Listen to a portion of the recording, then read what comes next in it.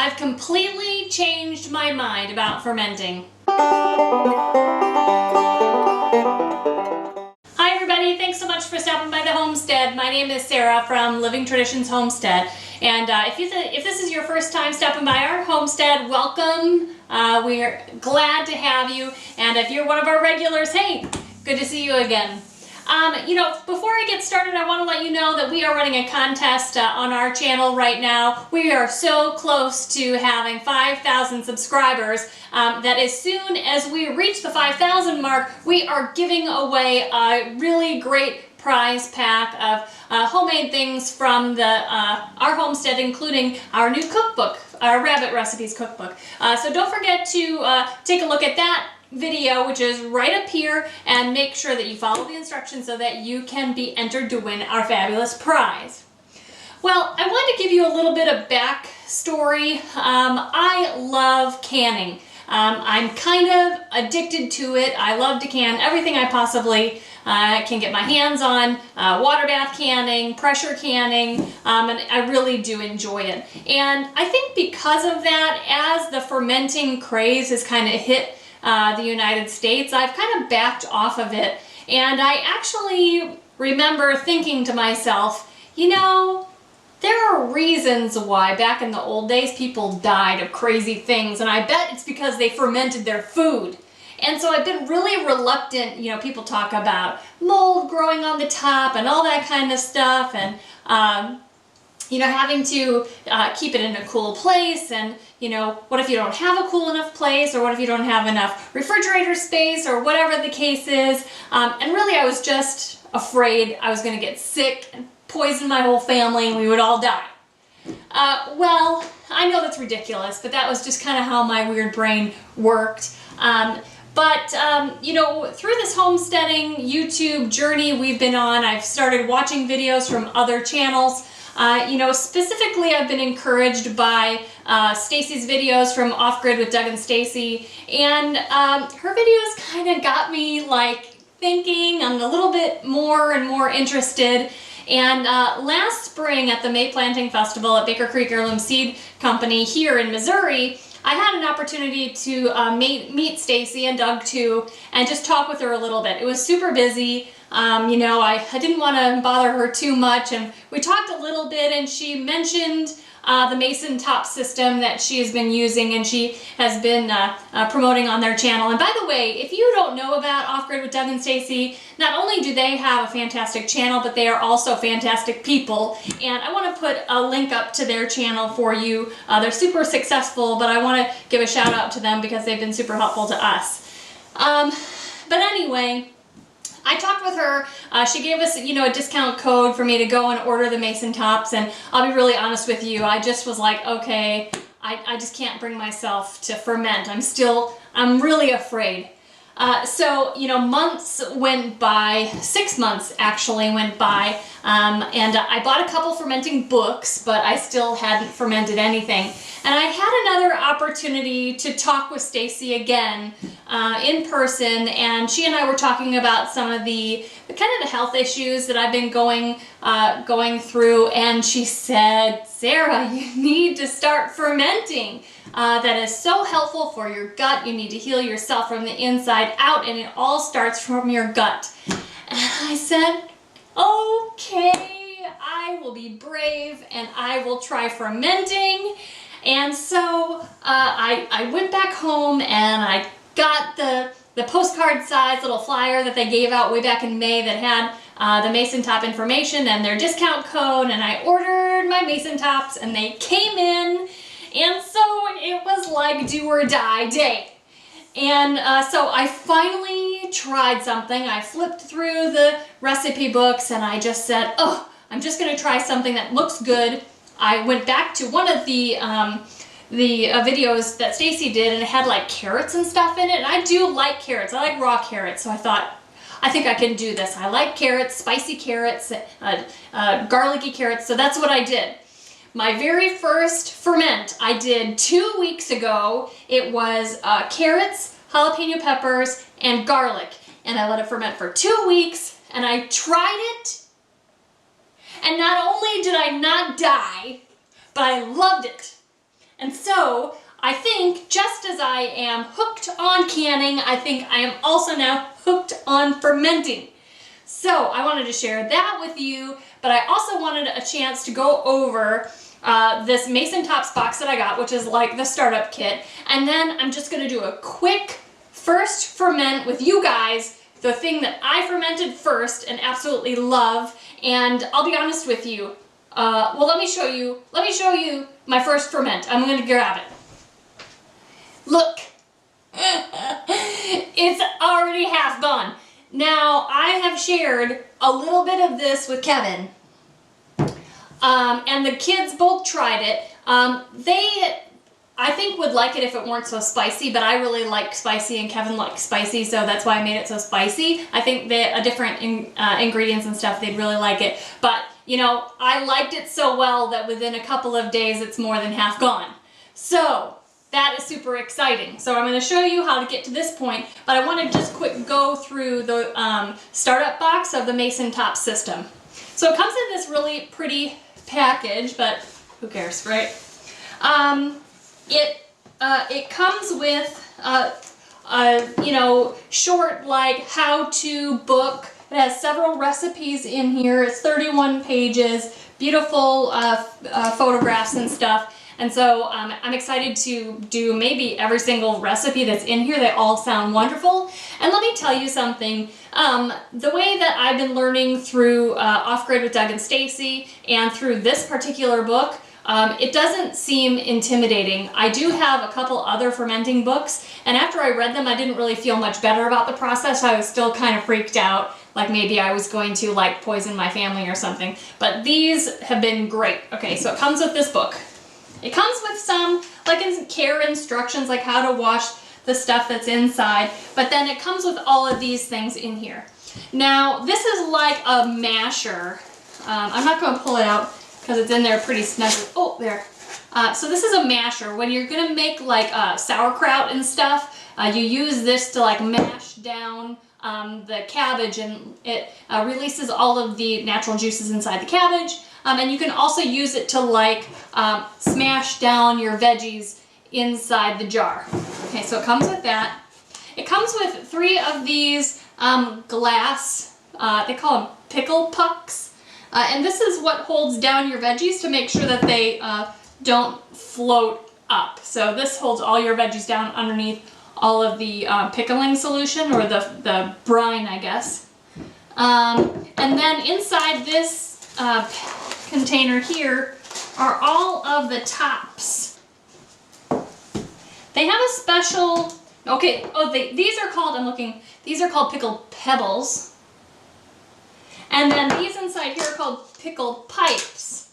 And so these sit on top here of your open jar, and then inside here is this little valve, kind of like a baby bottle nipple. And so when the bubbles come up here, it like automatically vents by itself. Okay, so that's what this starter kit starts with. So they give you 4 of these glass dealies, 1 of these mashers, 4 of these like valves, and then the recipe book and instructions and stuff like that. So I am very pleased with this set. Okay, so that is my official review on the Mason Tops system. I like it. I'm going to keep using it. So I'm going to go gather my ingredients to make what I used for my very first ferment, which turned out fabulously. I'm going to do a small ferment batch in a wide mouth pint jar until I can get to the store and get at least another dozen of the wide mouth quart jars. I think that I'm really going to try to stock up on ferments because these are so good and good for me and filled with probiotics, and I really need those. I'm going to try to do enough that I can eat maybe, you know, 1/3 of a quart a day, just to keep those active probiotics going in my body. Okay, so we are choosing organic carrots to use today. We're going to peel them and chop them up into little circles. And I'm going to cut up maybe a whole red jalapeno, maybe not the whole thing, so it's not super duper spicy. And then I'm going to put in 1 kind of chopped up clove of garlic, a big fat one. Okay, so I'm gonna get those in the jar and then we'll make the fermenting liquid. Okay, I have my veggies all cut and now it's just a matter of layering them. So I'm gonna start with carrots and put one nice slice of garlic in there and a couple of slices of this red jalapeno. And then I'm going to just keep layering it like that. Now, one thing I didn't tell you before that I really like so much about this carrot ferment, I don't like cooked carrots at all. I don't like the flavor of them. I don't like the consistency of them. And I for sure don't like mushy carrots. And I was super surprised at how crunchy these carrots were. Now, the peppers that I used before, they ended up being a little bit on the soft side, but I guess I didn't mind that so much as long as the carrots were really crisp. Even when I pickle carrots, I have actually pretty much made this same recipe, but as a pickled carrot canned recipe. And the carrots don't turn out as mushy as when you pressure can them, but they're nothing like this. These are amazing. So if you don't like cooked carrots or if you don't like mushy carrots either, this is really a good option for you. Okay, so there was some more garlic, more peppers, more carrots. Now at this point I could get that like masher out, but I put it away. So I'm just going to use my fingers. The last of the garlic, the last of the peppers. Hopefully I'm not going to be upset with myself for not wearing gloves with those peppers. Okay, put the rest of those carrots in. And I'm really going to press down on this because I want it about an inch or a little bit more from the top. I'll press that down. Okay, now I'm going to get the brine or the pickling solution, fermenting solution ready. So this solution really is very easy. It seems like it shouldn't be this easy. It seems like it should be much more complicated. But I have 1 cup of water. Now I'm preparing this to use it with a pint jar. Now obviously this would be doubled for the quart jar, and you can use those big half-gallon jars, and as soon as I have enough produce from the garden and more jars and that kind of thing, I'm going to actually end up making those giant jars so I have enough produce in the house, and this is really going to be a fabulous way for me to preserve the stuff from the garden that we grow. Okay, so 1 cup of water. Now, we don't live in town, so I know that this doesn't have any chlorine in it. This is our well water, which is fantastic water. If you don't have good water, make sure you're using purified water. If you have Berkey, use your Berkey. So put in 1 tablespoon of salt. I'm using pink Himalayan salt. I get this at a fabulous price on Amazon, and you can find that link in our Amazon shop, and the link to that is below. Okay, so put that in there. I'm going to stir it up until the salt is dissolved. Okay, I'm going to go crazy if I have to stir this any longer. Okay, so in my opinion, it's dissolved enough. Okay, so I'm going to put this in here, smash this down here a little bit more. I'm going to put this in here until it is up to the top of the carrots. And then I'm going to put my glass pickle, whatever it's called, pickle pebble in there.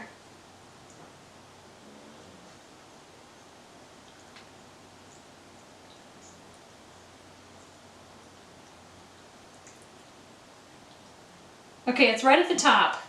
So I'm going to put my pickle pebble in there. Now there are 2 kind of sides of this pickle pebble. There's one that has more of kind of like a sharp edge, and the other one is much more round. So you put the much more round side down, okay? So lay that in there, kind of press down a little bit until the liquid is kind of oozing over. And I'm just going to top that off just a teeny tiny bit, but I'm not going to go overboard.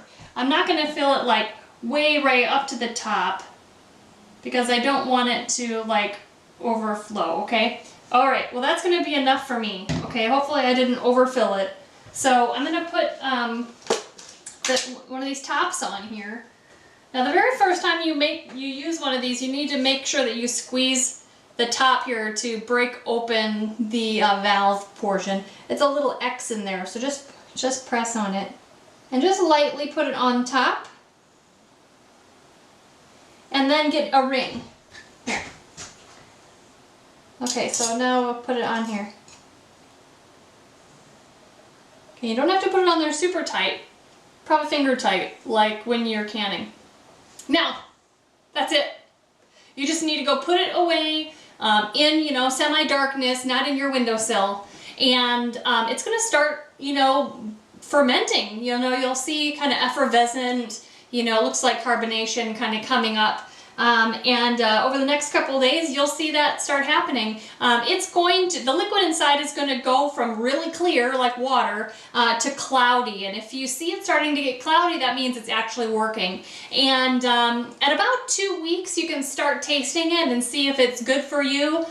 We tried ours right at 2 weeks, and it was really perfect. When it's done, you take off the top and unscrew the lid here, or the ring, take out the glass puck, and then replace it with like a normal lid and a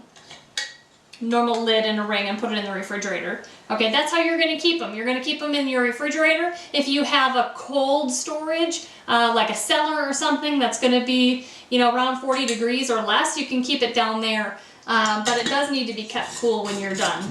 Okay, if it's not fermented enough, if it's not sour enough or whatever, you can let it keep fermenting for a while until it tastes good to you.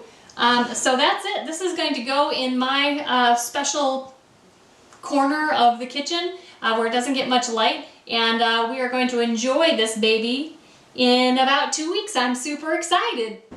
Well, you guys, you know, I'm so excited to continue my journey with fermenting. I so appreciate the encouragement and the kind of push from Stacy from Off Grid with Doug and Stacy, and I'm just excited to keep going on this fermenting journey. I'm sure that as things go right and go well, I'll share those recipes with you, and if things go terribly wrong, I'll probably share those with you too, because hopefully you can learn from my mistakes. You guys, if you enjoyed this video, I would appreciate it if you would give me a thumbs up. But most importantly, if you are not a subscriber yet, we would love to have you as part of our journey. Go ahead and hit the subscribe button below. And until next time, you guys, I really appreciate you stopping by the homestead. Take care and God bless.